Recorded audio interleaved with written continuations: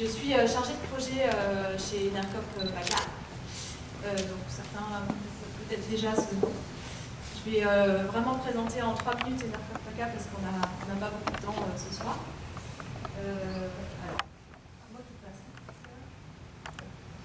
Alors je vais faire un petit retour en arrière pour mieux vous expliquer.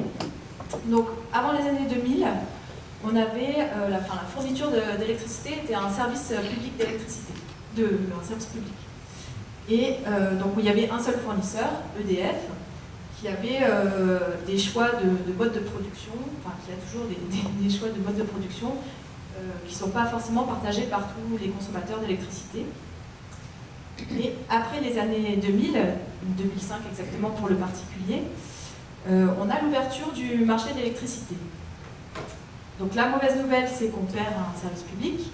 La bonne nouvelle, c'est qu'on voit apparaître de nouveaux acteurs sur le marché, et dont des acteurs des fournisseurs d'électricité renouvelable, et donc on va pouvoir choisir des modes de production alternatifs au nucléaire et aux énergies fossiles.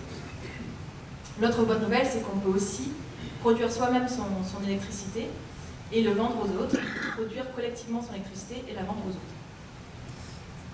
Alors, là je vous fais une petite précision, là, sur le réseau, c'est toujours le même réseau. C'est-à-dire qu'au niveau de la distribution de l'électricité, on est tous branchés sur le même réseau. Donc, c'est toujours un service public qui est assuré par Enedis et RTE.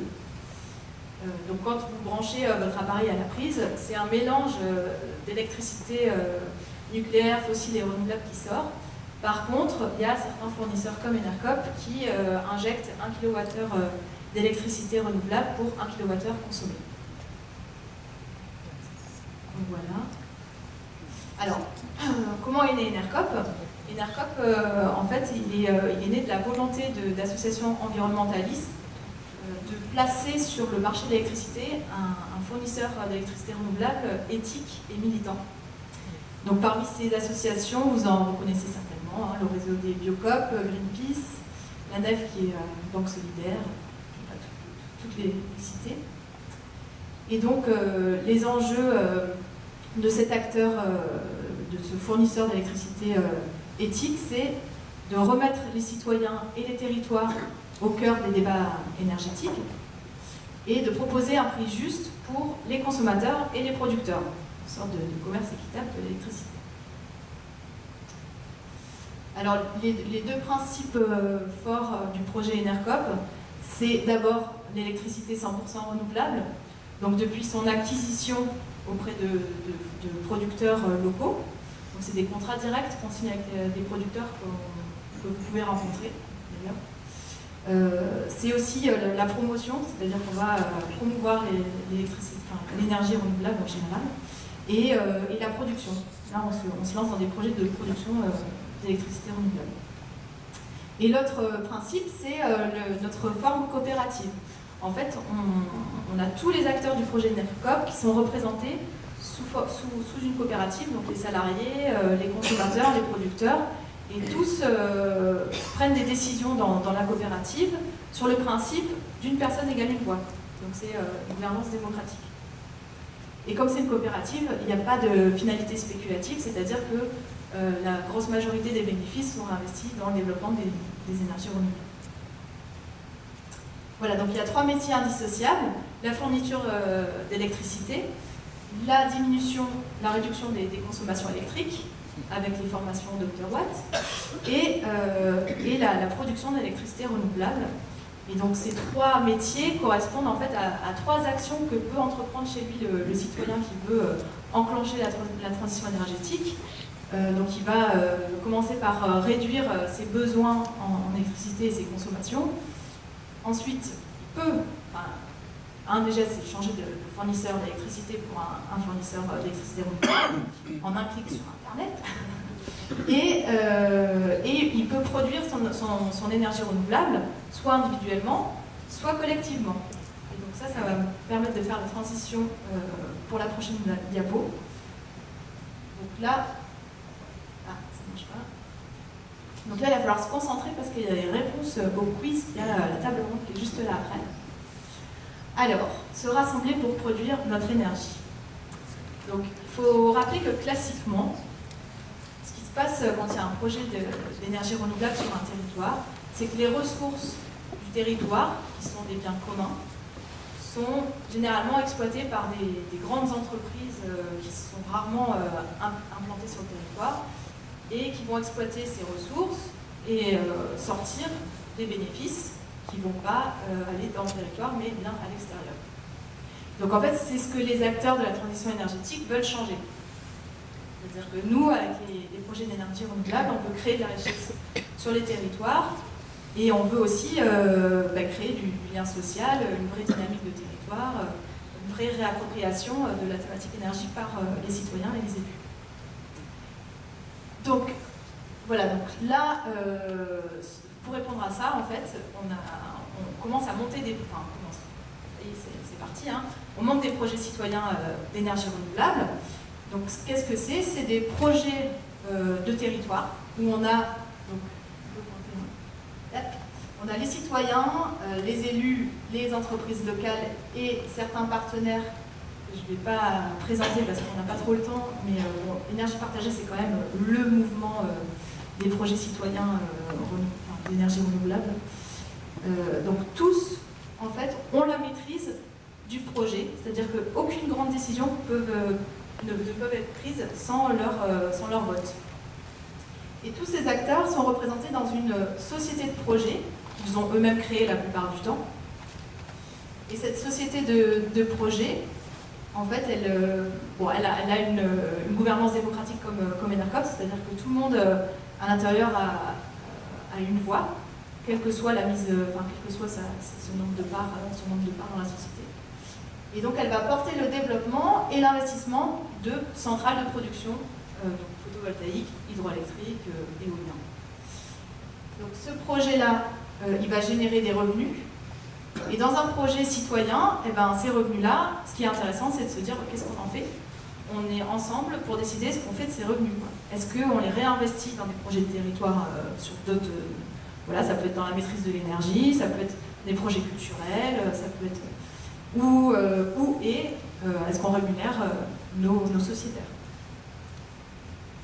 Voilà. Donc ça, c'est le principe. Bon, il faut savoir que... Je ne vais pas l'expliquer en détail parce que c'est ma stock. Il faut savoir que c'est pas rien de monter un projet citoyen de plusieurs centaines de milliers d'euros. Et donc, c'est pas impossible, il y en a plein qui l'ont fait, mais il faut s'organiser. Ça demande une bonne organisation. Et on a repéré dans les projets citoyens qu'on a accompagnés quatre thématiques qu'on va devoir faire avancer au fur et à mesure du développement de projet. Donc ces thématiques, c'est la thématique financière, c'est-à-dire il va falloir trouver des financements pour les études, pour l'investissement, il va falloir monter des business plans. Il y a une thématique mobilisation-communication, c'est-à-dire qu'au début, on est peut-être 2 personnes, 3 personnes à vouloir faire quelque chose sur notre territoire.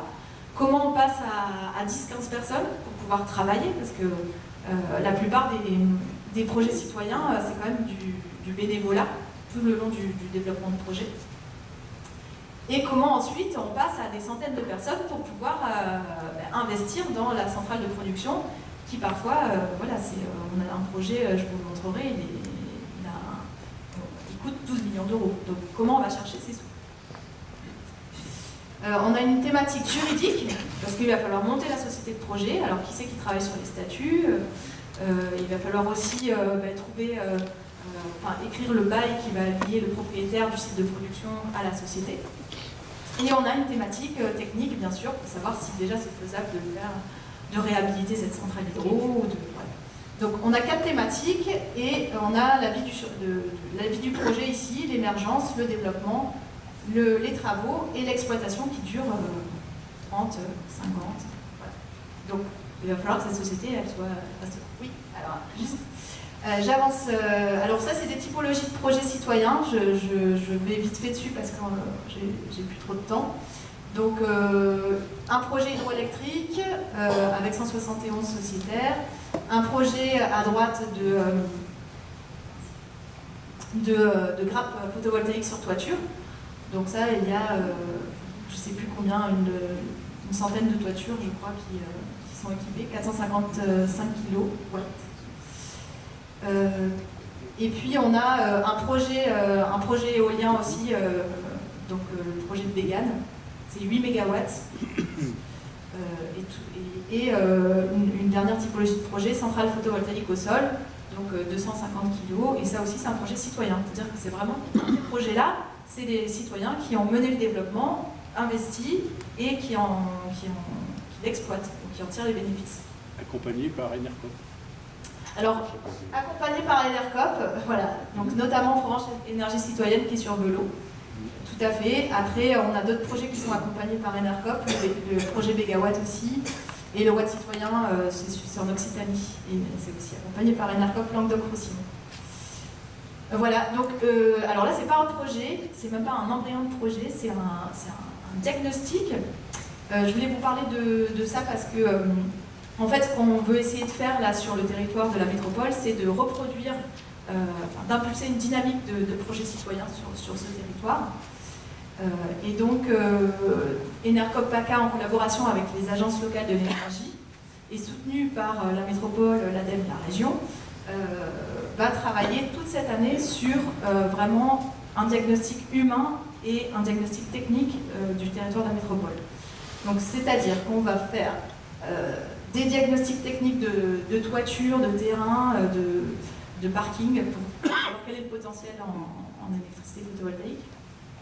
On va animer des réunions publiques pour ramener justement des personnes motrices qui vont être sur les starting blocks pour faire du développement de projet. On va former les élus pour que soit ils soient initiateurs de cette dynamique, soit ils sachent comment réagir s'il y a des citoyens qui viennent les chercher. Donc cette formation, c'est sur les modes d'intervention de la collectivité dans les projets photovoltaïques. Et avec ce diagnostic, on va regarder quels sont les montages juridiques possibles à différentes échelles de territoire qu'on peut mettre en place pour que, à la fin de l'année 2018, en gros, on commence à lancer des projets. Voilà, donc des projets sur du photovoltaïque, ça dure 1 an, 2 ans, sur l'hydroélectrique, ça dure 4-5 ans, et sur l'éolien, un peu plus, surtout en package. Voilà, j'avais quelques diapos supplémentaires, mais je pense que j'ai terminé. Juste, s'il y en a qui sont intéressés par la mission qu'on a menée cette année sur ANPM, il y a des fiches de contact, et vous pouvez noter vos coordonnées pour qu'on vous invite aux réunions publiques, qu'on vous invite aux formations. Il va y avoir des modules de formation pour le particulier pour monter en compétences aussi. Voilà. Merci.